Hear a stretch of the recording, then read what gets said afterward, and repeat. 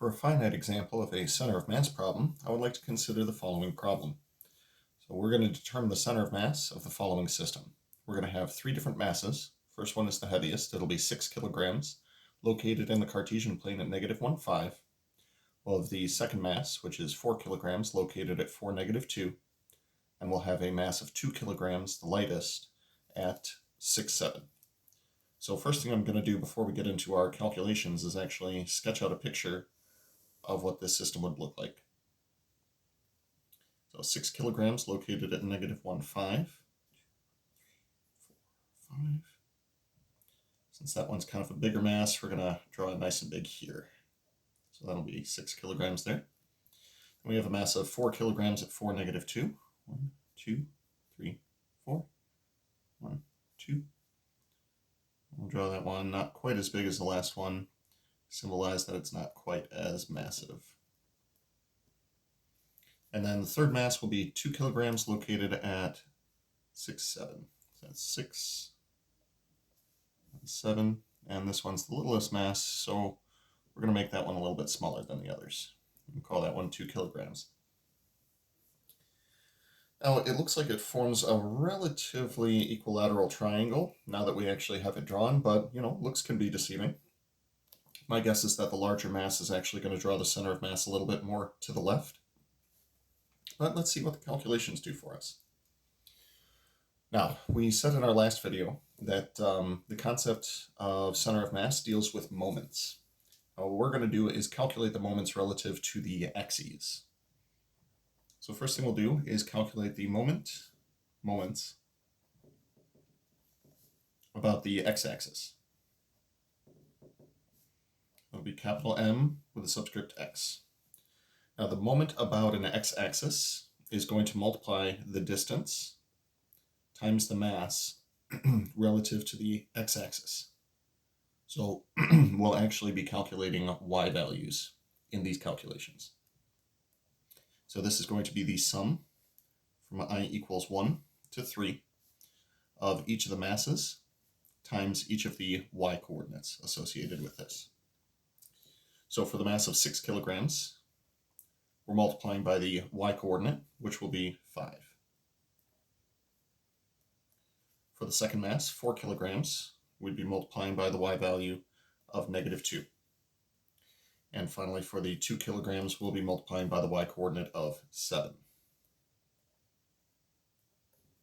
Now, of course, if you're interested in grabbing a calculator to help you out with this, that would be just fine. I'm seeing 30 minus 8 plus 14. 30 minus 8 plus 14. And by my calculation, that would be 36. For my next set of calculations, we're going to calculate the moment about the y-axis. We'll use purple for this one since I happen to have it handy. So we'll say moments about the y-axis. And we'll use m sub y for this. Now for moments about the y-axis, we'll be calculating distance relative to the y-axis. We're actually going to be taking x values here. Oh boy. Oh yeah, that's supposed to be horizontal. Oopsie poopsie. And let's see how we do with this. So this will be the sum from I equals 1 to 3 of the individual masses times their x coordinates. So for the first mass, this will be 6 times its x coordinate, which is -1.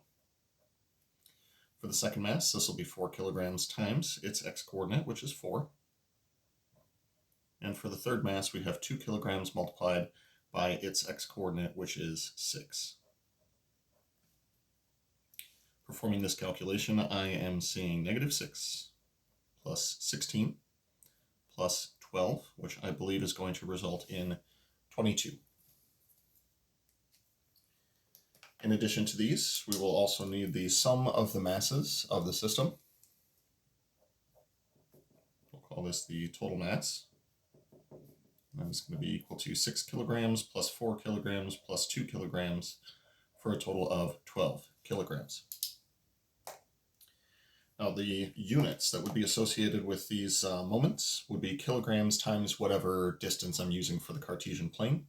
We're then dividing by the mass of the system, which will cancel out the units of kilograms, and the only units that we'll have left will be the ordered pairs within the system. Now, as far as the center of mass is concerned, this is going to be equal to, the notation we've been using for it is x bar, y bar. And this is going to be the moment about the y-axis divided by the total mass, and the moment about the x-axis divided by the total mass.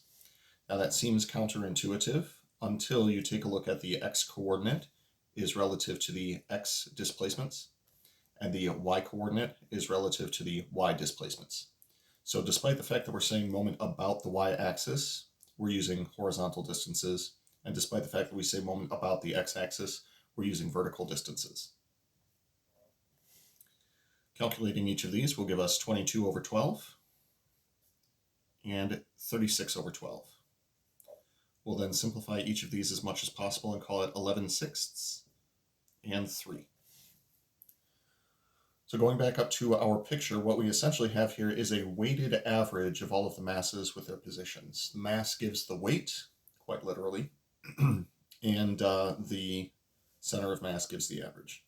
So 11/6 would be just below 2, and then we'll go 1, 2, 3. Here is the center of mass of our system. So in the event that these were all contained within the same plane, if we were to put a single point right below this point, then that single point would maintain that none of these would fall over, and they would all balance each other out completely. So that is the concept of a finite example of a center of mass, or discrete example. There we go, discrete example of center of mass.